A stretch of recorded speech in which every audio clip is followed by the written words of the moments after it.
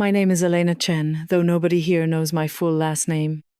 To everyone in this gleaming corporate tower, I'm simply the night shift cleaning lady. For 3 long years, I've been arriving at this building every night at 10 p.m. when the offices empty out and the lights turn off one by one, leaving only the ghosts of ambition and the echoes of deals made and broken. I'm 52 years old, and I came from Beijing with dreams that feel like they belong to someone else now. My story is like so many others who cross oceans chasing the American dream, only to find it's more elusive than the travel brochures suggested. I have a master's degree in comparative literature from Tsinghua University, one of China's most prestigious institutions. But here, without local credentials, that piece of paper might as well be used to line a birdcage. My ability to speak 9 languages has been reduced to whispers I make to myself while pushing a vacuum cleaner across marble floors that cost more than most people make in a year. Every night, I walk through these halls like a shadow. The security guards nod at me. Carlos, a kind man from Guatemala who works the front desk, and Mike, an older black gentleman who patrols the upper floors. They're good men, but we exist in parallel universes. They see the uniform, the cart full of cleaning supplies, the woman who empties their trash cans. They don't see the person who once lectured university students about Cervantes and Shakespeare, who can discuss Dostoevsky in Russian or debate Mishima in Japanese. The building where I work houses Morrison Associates, a multinational consulting firm. 45 floors of glass and steel reaching toward the sky like a modern Tower of Babel. I clean floors 38 through 45, the executive levels where decisions are made that affect thousands of lives, where handshakes seal deals worth millions, where men in $1,000 suits decide the fate of companies and countries. I know this building better than anyone. I know that the VP of International Development stays late every Tuesday to call his mistress in London. I know that the chief financial officer has a secret stash of antacids in her desk drawer because the stress is eating her alive. I know that the junior partner in corner office 4012 cries, sometimes after particularly brutal meetings, thinking no one can see her through the glass walls when the lights are dimmed. But mostly, I know that I'm invisible to them. I'm part of the building's infrastructure, like the elevators or the air conditioning, essential for function but not worthy of acknowledgement. They walk past me in the hallways during shift changes as if I'm not there. Sometimes they talk on their phones right in front of me, discussing confidential matters because they assume I don't understand English well enough to comprehend their conversations. Little do they know, I understand every word, and often know 3 different ways to say the same thing in languages they've never heard spoken. My life wasn't always like this. Back in Beijing, I was Professor Chen. I taught comparative literature at a respected university. I had a corner office with windows overlooking the campus quad. Students would line up during office hours to discuss their papers, their dreams, their fears about the future.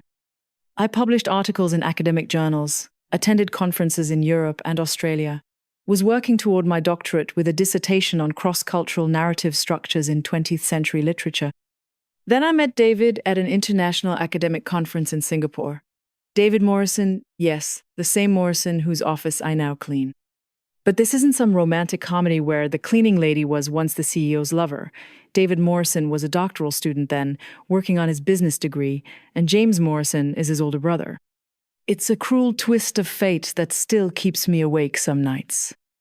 David was charming, full of American confidence and big dreams.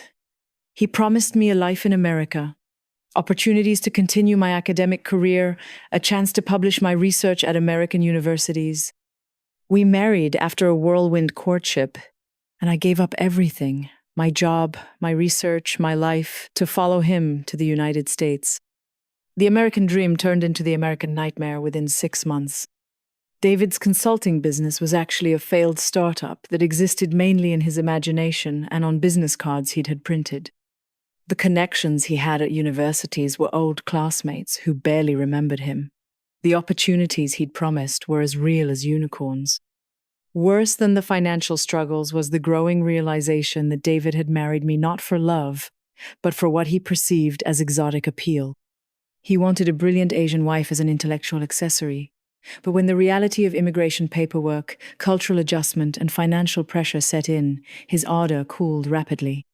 He started staying out late, claiming he was networking. He began criticizing my English, my cooking, my clothes, my dreams. The final blow came when I discovered he was having an affair with his yoga instructor, a blonde woman named Crystal who pronounced namaste like it was a type of pasta. When I confronted him, he didn't even try to deny it. "Elena, this isn't working," he said with the casual cruelty of someone discussing the weather. "You're brilliant, but you're intense. Crystal is more American, more fun." He left me with a lease I couldn't afford, immigration status that depended on our marriage, and a bank account with 347. I was in a foreign country, with no family, no support system, and credentials that meant nothing to anyone who mattered. That's how I ended up cleaning offices at night. It was the only job I could get without perfect English references and American work experience. The cleaning company, Elite Building Services, hired me because I showed up on time, worked hard, and didn't ask questions. They paid me 12 an hour, less than what I used to spend on lunch back when I was Professor Chen. But I survived. I found a small studio apartment in a neighborhood where English was the third most common language. I learned to stretch $1 until it screamed. I discovered that ramen noodles could be made tolerable with creativity and that the public library offered free internet and heating in the winter. I rebuilt my life one night shift at a time. The hardest part wasn't the physical work or even the financial struggle, it was the invisibility. Back in Beijing, I mattered. My ideas had weight, my opinions were sought, my presence was acknowledged. Here I might as well be a robot programmed to empty trash cans and mop floors. People looked through me as if I were made of glass. That's why I started talking to myself in Mandarin during my shifts. It was the only way to remember that I was still Elena Chen, not just the cleaning lady. I would recite poetry, discuss literature with imaginary students, debate philosophical concepts with the empty air. It kept my mind sharp and my identity intact during those long, lonely nights. Tuesday night started like any other. I arrived at 10 p.m. sharp, signed in with Carlos, and took the service elevator to the 40th floor. This floor housed the executive offices, the CEO, COO, CFO, and their immediate support staff. It was always the cleanest floor, because these executives had assistants who kept their spaces organized, but it was also the most intimidating. The offices were larger, the furniture more expensive, the atmosphere heavy with the weight of important decisions. I started with the reception area, dusting the mahogany furniture and polishing the brass nameplate that read, "Morrison, Associates, Excellence in Global Consulting." The irony wasn't lost on me that I was cleaning the nameplate of my ex-husband's brother's company, but life has a twisted sense of humor sometimes. Next, I moved to the CFO's office, then the COO's, following my usual routine. Each office told a story if you knew how to read the signs. Family photos, positioned to impress visitors but turned away from the desk chair, suggested conflicted priorities. Expensive alcohol in crystal decanters that were never opened revealed executives who performed wealth rather than enjoyed it. Prescription bottles hidden in desk drawers spoke of stress and sleepless nights behind the public facade of success. Finally, I reached the corner office, James Morrison's domain. The CEO's office was a monument to achievement. Awards covering one wall, photographs with politicians and celebrities, a view of the city that stretched to the horizon. The desk was mahogany, probably worth more than I made in 6 months. Behind it sat a leather chair that had probably witnessed decisions affecting thousands of lives. As I dusted his desk, I noticed a framed photograph I hadn't seen before. It showed James Morrison with his family, a wife and 2 teenage children, standing in front of the Great Wall of China. They were all smiling those tourist smiles, wearing matching I Love Beijing t-shirts, looking like they were having the time of their lives exploring my homeland as visitors. Something about that photograph hit me like a physical blow. Here was this man who had visited my country as a tourist, treated it as an exotic destination for family photos, while I was here in his country cleaning his office like I was invisible. The contrast was so sharp, so painful that I couldn't help myself. What irony, I murmured in Mandarin, my voice barely above a whisper as I dusted the frame. This man has visited my country as a tourist, and here I am cleaning his office as if I were a ghost. The words felt good coming out in my native language, like stretching muscles that had been cramped too long. I continued talking as I worked, the way I always did, finding comfort in the familiar sounds of home. You know what's funny? I said to the empty office, still speaking in Mandarin. I have a master's degree from one of China's best universities. I speak 9 languages fluently: Mandarin, English, Spanish, French, German, Japanese, Korean, Portuguese, and Russian. I was working on my doctorate before I gave up everything to come here. I used to teach university students, publish academic papers, attend international conferences. I moved to clean his computer monitor, being careful around the expensive equipment. But here, I'm just the cleaning lady. Invisible. Insignificant.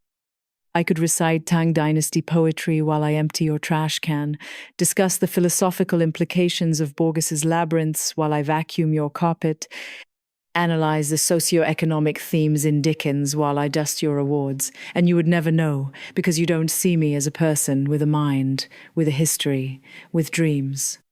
The release felt therapeutic, like confession or therapy. Speaking my thoughts in Mandarin made them feel more real, more valid somehow.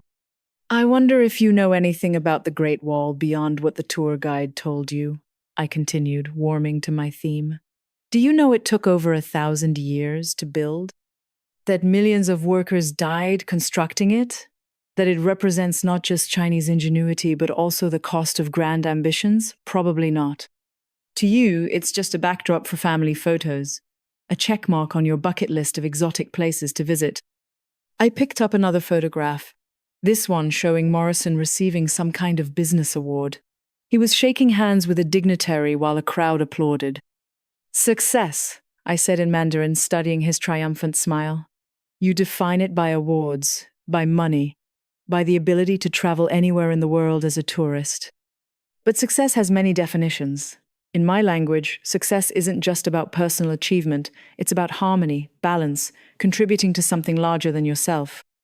I may clean offices now, but I've touched more minds, influenced more futures, contributed more to human knowledge than you probably realize.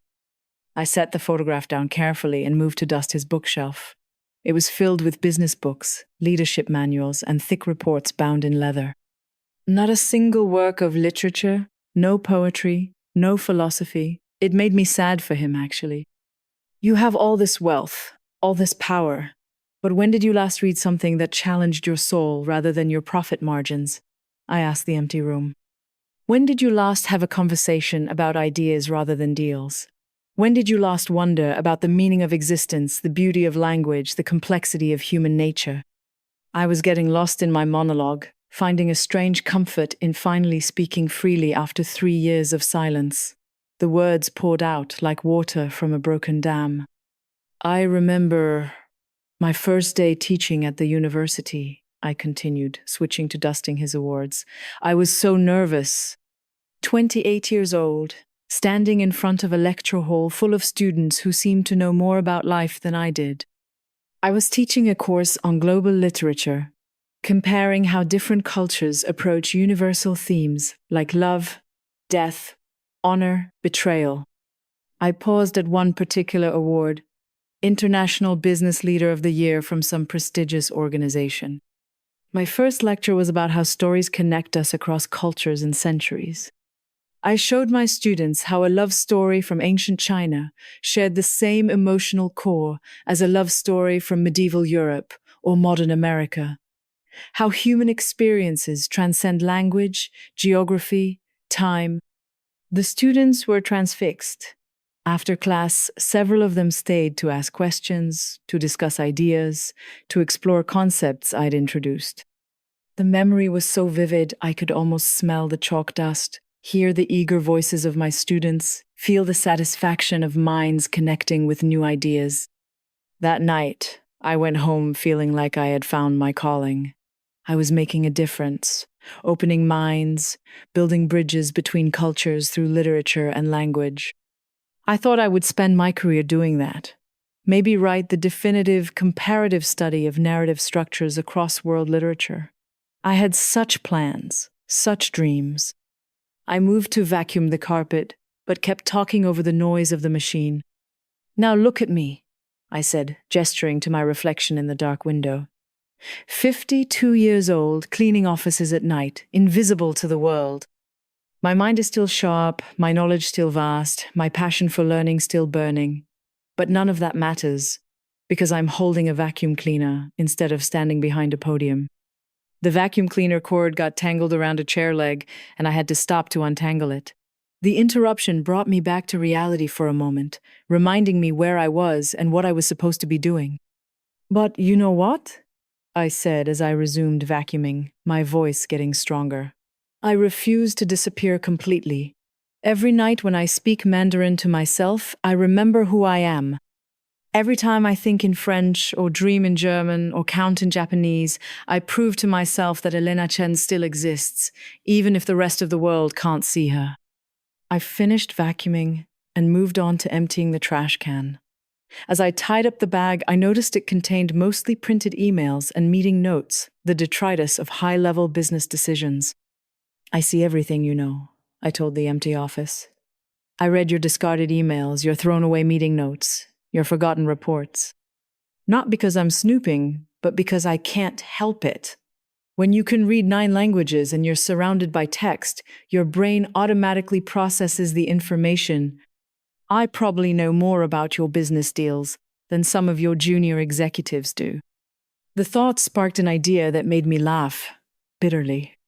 "I could probably run this company better than half your management team. I understand international markets because I've lived in them. I speak the languages of your global partners. I understand cultural nuances that your MBA-educated executives miss completely, but I'm the cleaning lady, so my insights don't matter." I was getting worked up now, my voice rising slightly, even though I was still alone in the office. 3 years of suppressed frustration and unacknowledged expertise were bubbling to the surface. "Last month, I saw the reports about your failed expansion into the Korean market.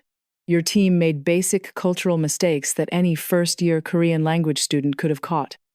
You used formal language structures in advertisements targeting young consumers, completely misunderstood the concept of nunchi in your business negotiations, and your color choices for marketing materials had negative cultural connotations.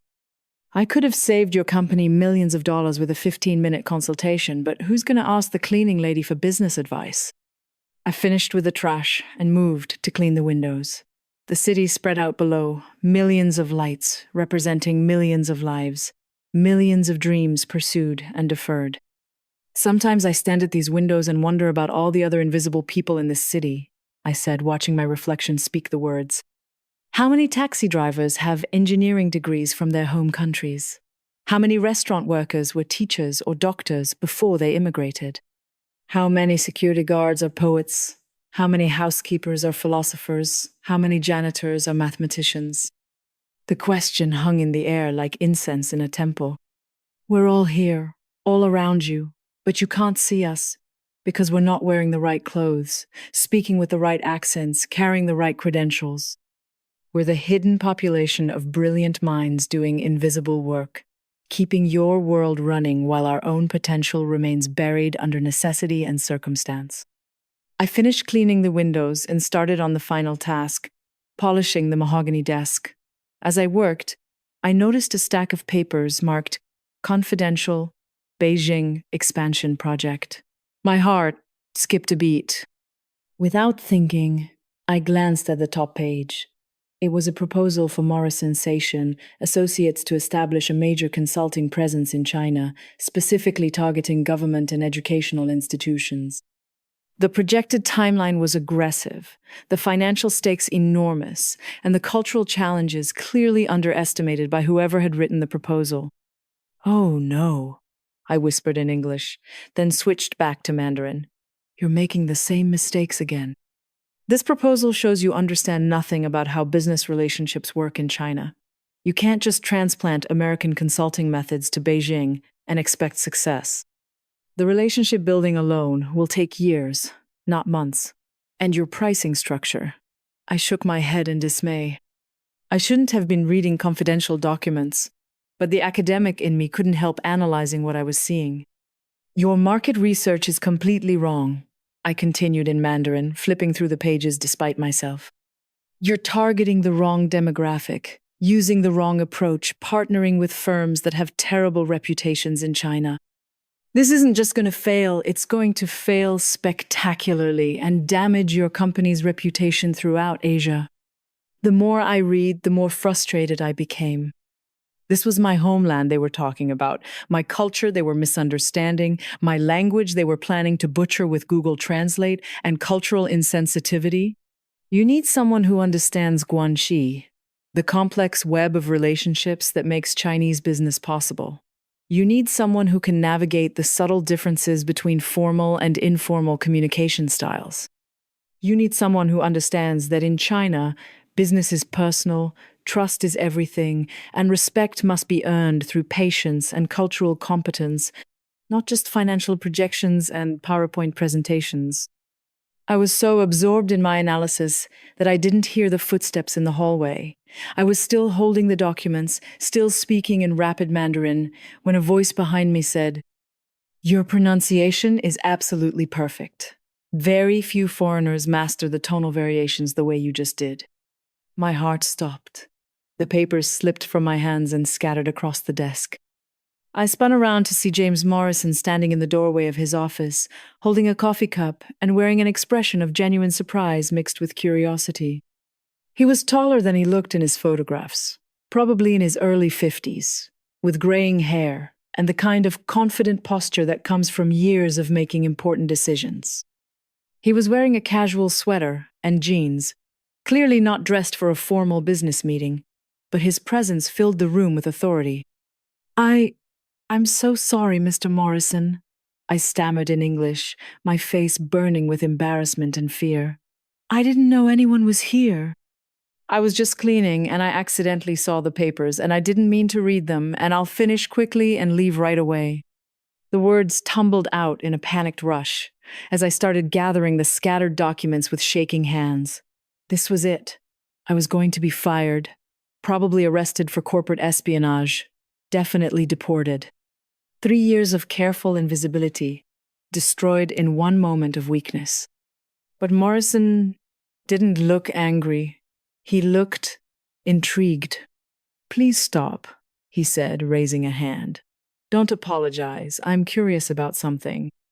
You were speaking Mandarin just now, very sophisticated Mandarin, discussing complex business concepts with terminology I recognize from my graduate studies. That's not typical conversation for—" He paused, seeming to search for diplomatic words. "For the cleaning lady." I finished for him, my embarrassment mixing with a flash of the old Professor Chen confidence. He had the grace to look slightly embarrassed himself. I was going to say for someone working the night shift, but yes, I suppose that's what I meant.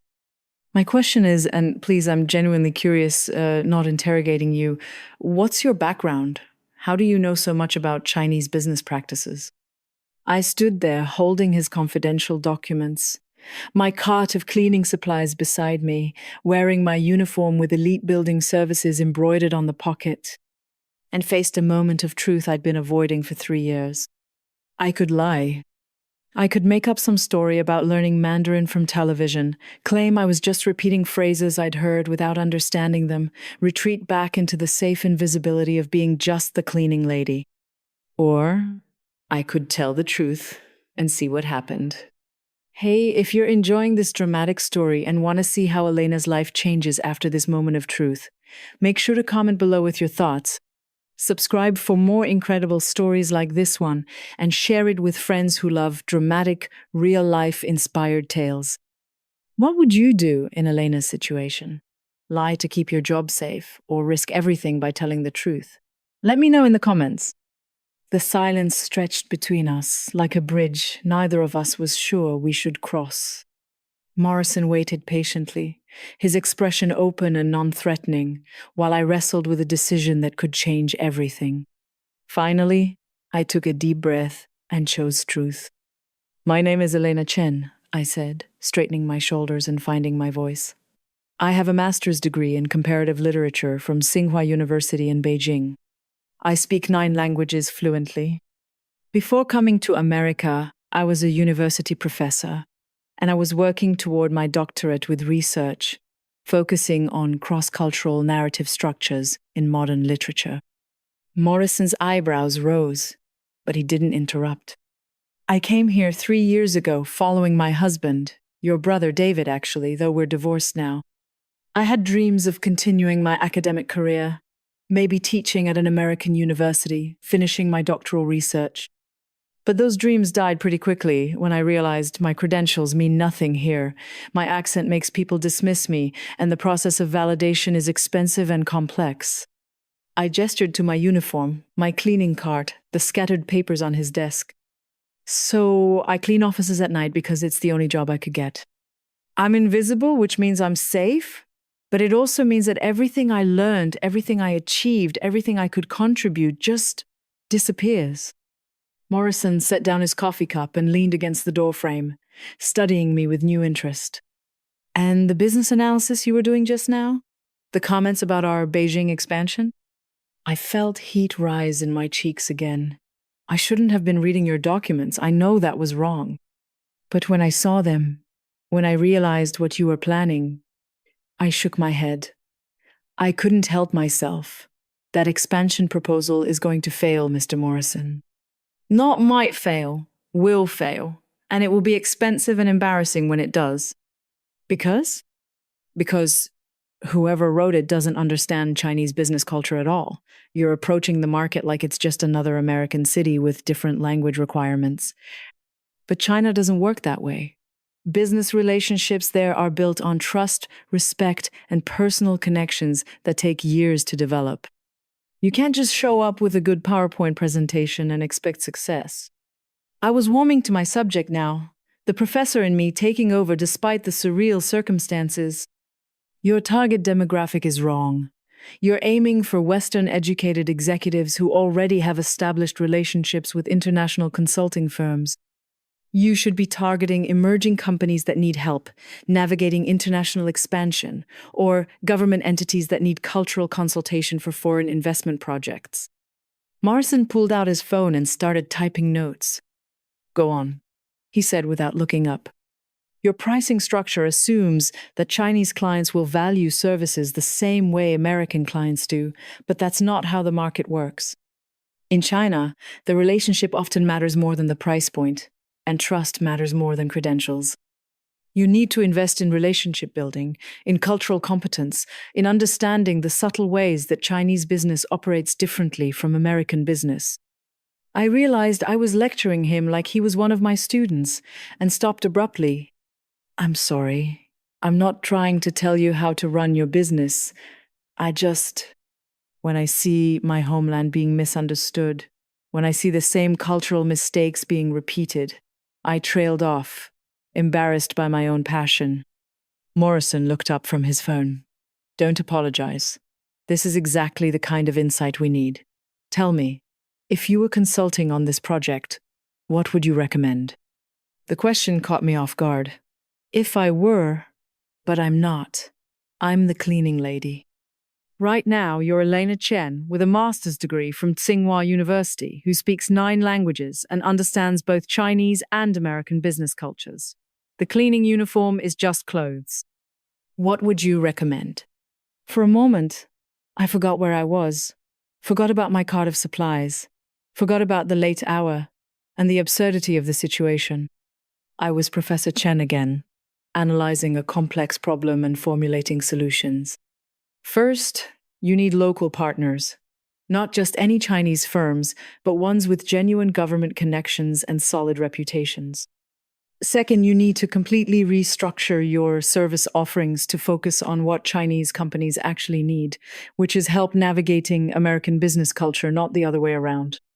Third, you need at least 6 months of relationship building before you make any formal business proposals. I was getting excited now, ideas flowing faster than I could articulate them. But most importantly, you need cultural advisors, people who understand both cultures intimately, who can prevent the kinds of mistakes that will kill your credibility before you even get started. Language translation isn't enough. You need cultural translation. Morrison was writing rapidly, occasionally asking clarifying questions. For 20 minutes, we discussed market entry strategies, cultural considerations, potential partnerships, and timeline adjustments. It was the most intellectually stimulating conversation I'd had in 3 years. Finally, he put his phone away and looked at me directly. Elena, I have to ask, how did you end up cleaning offices with qualifications like yours? The question opened, a wound I'd been trying to keep closed. I told him about David, about the false promises and the broken dreams, about the difficulty of credential validation, and the catch-22 of needing American experience to get American jobs. I told him about the gradual slide from hope to survival, from professor to cleaning lady. I tried everything, I said, my voice getting quieter. I applied for teaching positions, but they wanted American degrees or American experience. I applied for translation work, but they wanted certified translators with specific credentials. I applied for international business positions, but they wanted MBA graduates with corporate experience.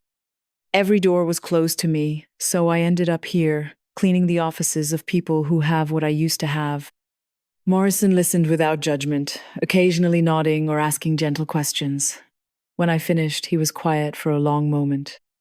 This is going to sound like a strange question, he finally said. But are you happy? The question hit me like a physical blow, because no one had asked me that in 3 years. Happy? I repeated, and suddenly I was crying. Not dramatic sobs, just tears flowing down my cheeks like I was a broken faucet. I don't even remember what happy feels like. I exist. I survive. I get through each day and each night, but happy? No, Mr. Morrison, I am not happy.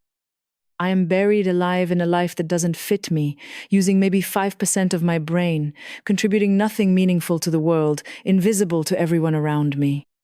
The words came out in a rush, 3 years of suppressed grief and frustration finally finding voice.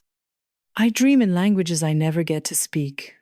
I have ideas about literature, about culture, about bridging differences between people, but no one to share them with. I see problems I could solve, questions I could answer, knowledge I could contribute, but no one asks the cleaning lady for her opinion on anything more complex than which trash bags to use. Morrison handed me a tissue from his desk, and I realized how absurd this scene must look. The CEO of a major consulting firm consoling his emotional cleaning lady at midnight in his executive office. I'm sorry, I said, wiping my eyes. This is completely inappropriate. I should go. Elena, he said firmly, this conversation is the most valuable one I've had in months. Don't apologize for being human, for having feelings, for being more than your job title suggests. He walked to his window and looked out at the city lights. Can I tell you something? I built this company because I believed in the power of good advice to change outcomes, to help people and organizations reach their potential. But somewhere along the way, I think we lost sight of the fact that the best advice often comes from unexpected sources. He turned back to me. You've just given me insights into Chinese business culture that our expensive consulting reports missed completely. You've identified problems in our expansion strategy that could have cost us millions. You've demonstrated analytical skills, cultural competence, and strategic thinking that most of our junior executives don't possess. I stared at him, not sure where this was leading. What I'm saying is, what if you didn't have to be invisible anymore? The question hung in the air like a lifeline thrown to a drowning person. I was afraid to reach for it, afraid it would dissolve in my hands like so many other hopes had. I don't understand, I whispered. I'm saying that maybe it's time for Elena Chen to stop cleaning offices and start solving problems. Real problems, important problems. My heart was pounding so hard I was sure he could hear it. But you're just brilliant, he interrupted. You're just exactly what this company needs as we expand globally. You're just the answer to problems I didn't even know we had. He walked back to his desk and picked up the scattered papers from the Beijing project. Elena, I want to offer you a position. Not cleaning consulting. International cultural consulting specifically focused on our Asian expansion. You'd be working directly with our development team, advising on cultural competence, translation issues, market entry strategies. You'd be using your languages, your education, your insights. I couldn't breathe. This wasn't happening. Things like this didn't happen to people like me, to cleaning ladies, to invisible immigrants with accents and non-American degrees. I can't. This isn't real, I stammered. It's real, Morrison said gently. But there are conditions we need to discuss, complications we need to navigate. This kind of dramatic change in employment status will raise questions, create challenges we'll need to address carefully. Something in his tone made me cautious. There was a but coming, a catch that would bring me back to earth. What kind of complications? I asked. Morrison sat down behind his desk, suddenly looking more like a CEO and less like the kind man who had listened to my story. Corporate culture can be challenging when it comes to unconventional hiring. People talk, make assumptions, spread rumors. A cleaning lady becoming a consultant overnight will generate speculation about the nature of our relationship, about favoritism, about propriety. I felt the first cold touch of reality creeping back in. What are you saying? I'm saying we need to be strategic about how we handle this transition. We need to protect both of our reputations, maintain the company's professional image, and ensure that your new position is seen as legitimate and earned. The way he said it made my stomach clench with foreboding. Tomorrow morning, come to my office at 9 a.m. Don't come in your cleaning uniform. We'll discuss the details then, with HR present. This is the opportunity you've been waiting for, Elena. The chance to stop being invisible, to use your talents, to build the life you deserve. I should have been ecstatic. This was everything I'd dreamed of for 3 years. But something in his tone, in the careful way he was choosing his words, made me wary. What aren't you telling me? I asked. Morrison hesitated, and in that hesitation I saw the answer I didn't want to see. We'll discuss everything tomorrow, he said finally. All the details, all the conditions, all the ways we can make this work for everyone involved. As I gathered my cleaning supplies and prepared to leave, I realized that my life had just changed forever. Tomorrow, I would walk into this building as something other than the invisible cleaning lady. But what that something would be, what price I would have to pay for visibility, what compromises I would have to make, those answers would have to wait until morning. I left Morrison's office with my heart full of hope and my stomach full of dread, knowing that sometimes the thing you want most comes with a cost you never expected to pay. The night had shattered my invisibility, but dawn would reveal whether that was a blessing or a curse. I didn't sleep that night. How could I? I lay in my narrow bed in my studio apartment, staring at the water stain on the ceiling that looked like a map of some unknown country, replaying every word of my conversation with James Morrison. One moment I felt elated, imagining myself in business meetings, using my languages, contributing my knowledge. The next moment, dread crept in like fog, whispering warnings about complications and conditions I didn't yet understand. At 5 a.m., I gave up pretending I might sleep and made coffee with the ancient machine that had come with the apartment. As I sat at my small table watching the sun rise over the city, I tried to prepare myself for whatever was coming.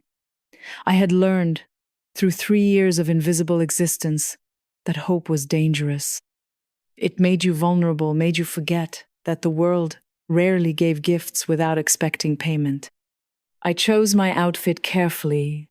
The black suit I had bought for job interviews 3 years ago, when I still believed my credentials and qualifications mattered. It still fit, though it felt strange after years of wearing shapeless cleaning uniforms. I looked at myself in the cracked mirror by my door and saw Elena Chen, former professor, reflected back at me.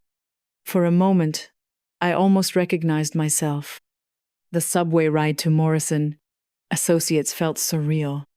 Instead of arriving at 10 p.m. through the service entrance with my cart of supplies, I was riding the elevator at 8:45 a.m. with executives and assistants, all of us dressed for success, all of us visible and important. Except I still felt like an imposter, like someone playing dress-up in clothes that didn't really belong to her. The lobby was different during business hours, bustling with people, phones ringing, the energy of important work being done. Carlos was still at the front desk, transitioning from night shift to day shift, and he did a double take when he saw me. "Helena, is that you? What are you doing here so early? And you look." He paused, searching for words. "Different," I finished for him. "I have a meeting with Mr. Morrison." Carlos's eyes widened. "A meeting? With the big boss? What's going on?" I realized I didn't know how to answer that question. What was going on? What was I walking into? "I'm not sure yet," I told him honestly. "I guess I'll find out." The elevator ride to the 42nd floor felt endless. When the doors opened, I stepped into the executive reception area where I had cleaned countless nights, but everything looked different in daylight. The mahogany furniture gleamed, the brass fixtures sparkled, and behind the reception desk sat a woman I had never seen before, young, blonde, perfectly styled, with the kind of confident bearing that comes from never having to worry about being invisible. "I'm Elena Chen," I told her. "I have a 9 a.m. appointment with Mr. Morrison." She looked me up and down with barely concealed skepticism, her eyes lingering on my 3-year-old suit, my non-designer shoes, my accent. "Elena Chen," she repeated, consulting her computer screen with a frown. "I don't see any Elena Chen on Mr. Morrison's calendar." My heart sank. Had Morrison changed his mind? Had our midnight conversation been some kind of fever dream? "He asked me to come at 9 a.m., I insisted. "Last night he specifically said." "Sarah," came Morrison's voice from his office doorway, "please show Miss Chen in and ask Robert from HR and Diana from development to join us." Sarah, that was her name, looked confused but nodded. "Of course, Mr. Morrison, right away." As I walked toward Morrison's office, I heard Sarah whispering into her phone. "I need Robert and Diana in Mr. Morrison's office immediately." "Yes, now." "No, I don't know what it's about, but there's some woman here." Her voice faded as I passed her desk. Morrison's office looked different in daylight, too. The awards and photographs that had seemed imposing in the dim night lighting now looked almost warm, like evidence of a life well lived rather than trophies of corporate conquest. Morrison himself was dressed in a perfectly tailored suit, looking every inch the successful CEO, but his expression was kind as he gestured for me to sit. "Elena, thank you for coming. I hope you got some rest." "Not much," I admitted. "This feels too surreal to be real." "I understand. Before we begin, I want you to know that I've been thinking about our conversation all night.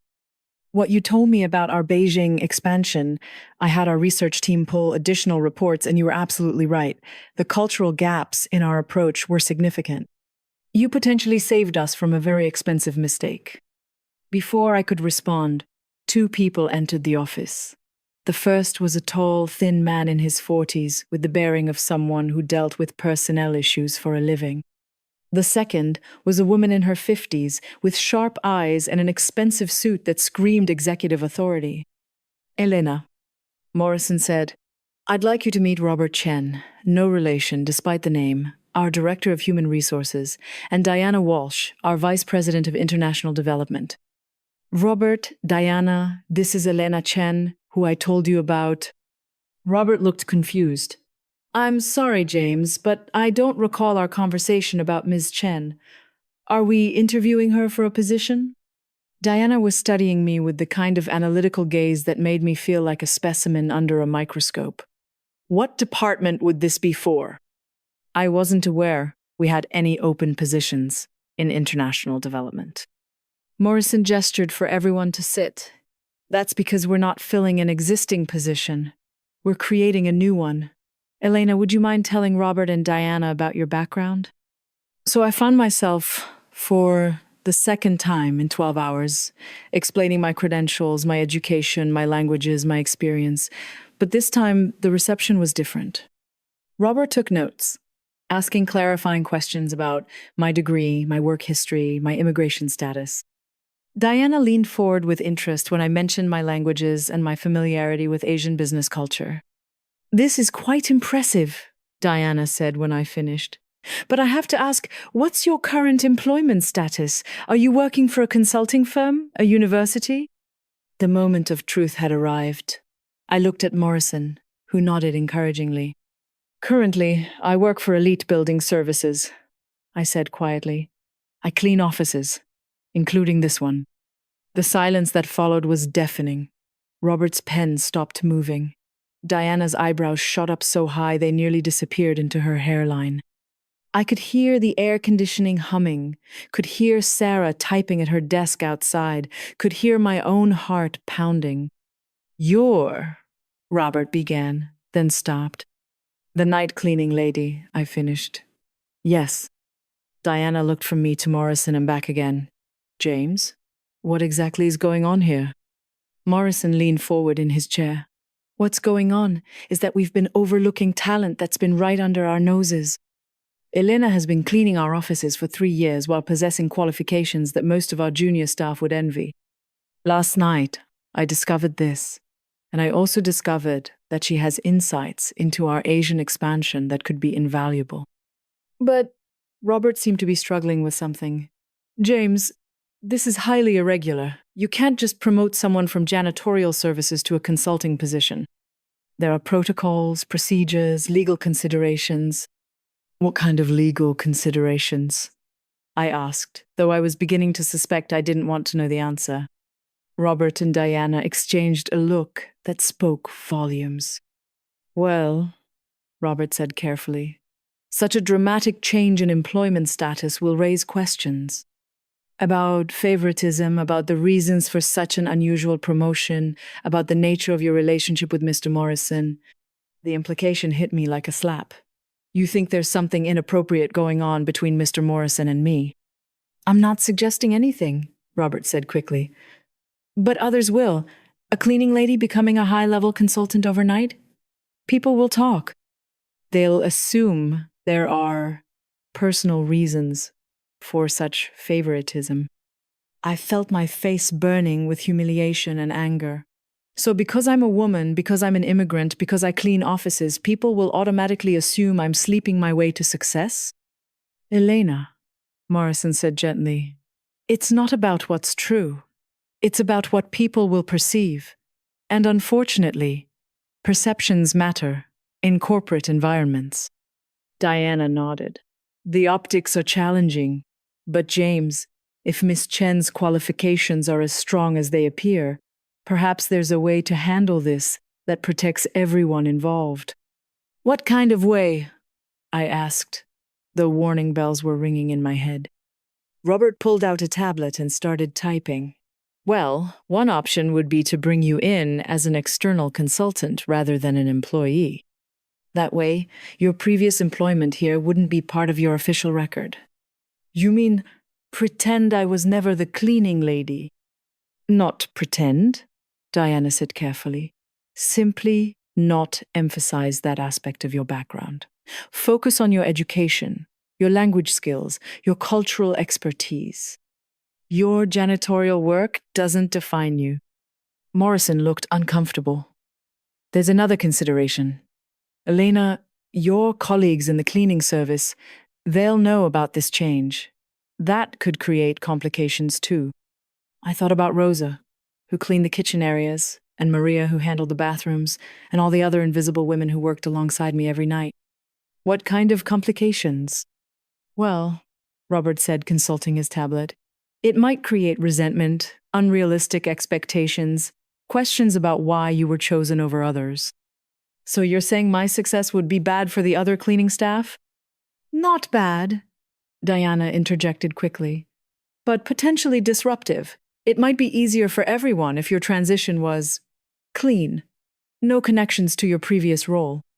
I was beginning to understand the price of visibility. They were offering me a chance to escape invisibility, but only if I was willing to erase the parts of my story that made them uncomfortable.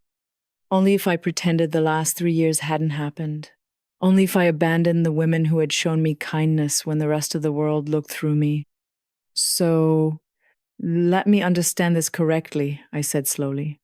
You want to hire me as a consultant, but I have to pretend I was never the cleaning lady. I have to deny 3 years of my life, deny my connection to the women I worked with, deny the experience that actually gives me insight into how this company really operates. It's not about denying anything, Morrison said. It's about focusing on the qualifications that matter for the position we're offering. But those qualifications include understanding what it's like to be invisible in this building. They include knowing how decisions made in these offices affect the people who keep this place running. They include seeing this company from the bottom up, not just the top down. Robert cleared his throat. Elena, I understand your perspective, but you have to be practical here. This is an incredible opportunity. A chance to use your education, to build a career, to stop cleaning offices and start shaping business strategy. Are you really going to let pride stand in the way of that? Pride. As if my refusal to erase my history was just wounded pride rather than a fundamental question of integrity. Diana leaned forward with what she probably thought was a sympathetic expression. Think about it this way. You'd be helping other immigrants, other qualified people who are underemployed. Your success could inspire them, show them what's possible.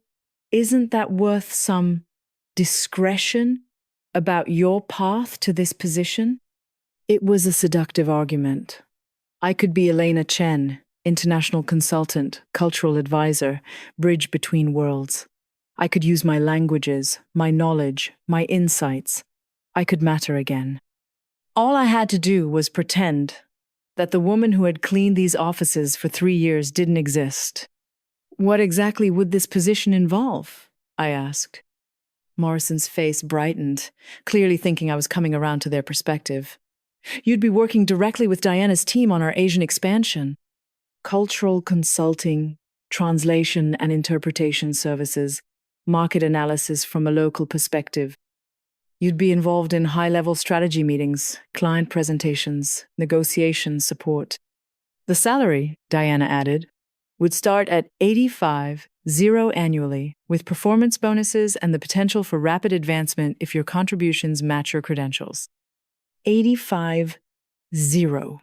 More than I made in 4 years of cleaning offices. Enough to move out of my studio apartment, to buy clothes that fit properly, to stop counting every dollar and stretching every meal. You'd have your own office, Robert continued. Administrative support, travel budget for client meetings, full benefits package. You'd be a valued member of our team, someone whose expertise is recognized and respected. Everything I had dreamed of for 3 years was being handed to me on a silver platter. There's just one more thing, Morrison said, and something in his tone made me tense up again. What thing? Your start date would be Monday, but Elite Building Services would need to be notified that you're leaving your position there. We'd handle that communication, of course. Very professionally, very discreetly. What would you tell them? Simply that you've accepted a position elsewhere. No details, no explanations. Clean break. Clean break. Clean slate. Clean conscience. I thought about Rosa, who had 3 children and sent half her paycheck back to El Salvador. I thought about Maria, who was studying for her GED at night, while working 2 jobs. I thought about all the women who would still be invisible after I became visible, who would still be emptying trash cans and mopping floors while I sat in strategy meetings and earned more in a month than they made in a year. Can I have some time to think about this? I asked. Robert looked surprised. Elena? This is an extraordinary opportunity most people would accept immediately. I'm not most people, I replied. I need to consider all the implications. Diana checked her watch. We'd need an answer by close of business today. The Beijing project timeline doesn't allow for delays, and if you're going to be involved, we need to move quickly. Morrison stood up, signaling the end of the meeting. Elena, take the time you need, but remember, opportunities like this don't come around often. Sometimes you have to be willing to let go of the past to embrace the future. As I walked out of the office, past Sarah's suspicious stare, into the elevator that had carried me between worlds for 3 years, I carried with me the weight of an impossible choice. I could remain Elena Chen, the invisible cleaning lady, mopping floors and emptying trash cans until my back gave out or my visa expired. Poor, invisible, forgotten, but honest about who I was and where I'd been. Or I could become Elena Chen, international consultant, using my education and skills to solve problems and shape strategies. Visible, valued, financially secure, but only by denying the reality of my experience and abandoning the women who had shown me kindness in my darkest hours. As the elevator descended toward the lobby, I realized that this wasn't just about a job offer. It was about who I was willing to become, what I was willing to sacrifice for success, and whether visibility was worth the price they were asking me to pay. The doors opened, and I stepped into a world where I had to choose between 2 versions of myself, the one they wanted me to be, and the one I actually was. I had until 5 p.m. to decide which Elena Chen would walk out of this building for the last time. Rain Tentar B.